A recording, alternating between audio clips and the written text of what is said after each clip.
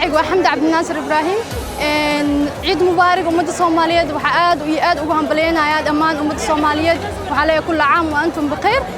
maanta waxa ku ciideysanaya masalaad ciid ah ku tukaday masaajidka Cali Jimcaale ee ku yaala Elborka Muqdisho ru'aanta masaajidka sidoo u qurux badan yahay aaminay sidii meeshan Soomaaliya tahay waxa aad u faraxsanahay wadankeena inuu sidaan u sii qurux badnaanayo oo ciidaheeda kalena uu ka sii qurux badnaan doono insha Allah magaalada ciid mubaarak magacaygu waa Ismaaciil Farxaan Cali aad iyo aad ayaan u faraxsanahay inaan masaajid ku tukado Cali Jimcaale magacaygu waa Asmaa Ayub Nuur waxaan salaamayaa muslimiinta meeshan joogo dhan iyo hooyaday iyo aabahayga iyo ayeeyada dadka dhan ayaa salaamaya iyo walaalahayga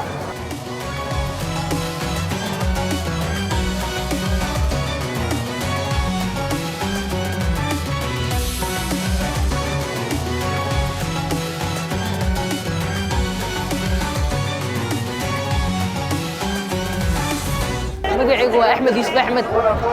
maanta masaajidka waxaan ku tukanayaa masaajidka Cali Jimcaale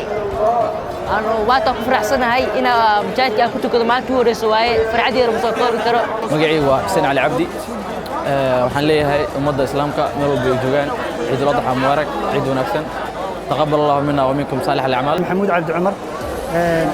ciid wanaagsan dhammaan muslimiinta meel walba ay joogaan waxaan leeyahay ciid wanaagsan kullu caam wa antum bil khayr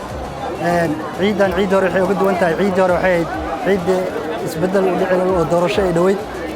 marka ciidan way ka duwan tahay maadaama isbedelkii laga soo baxay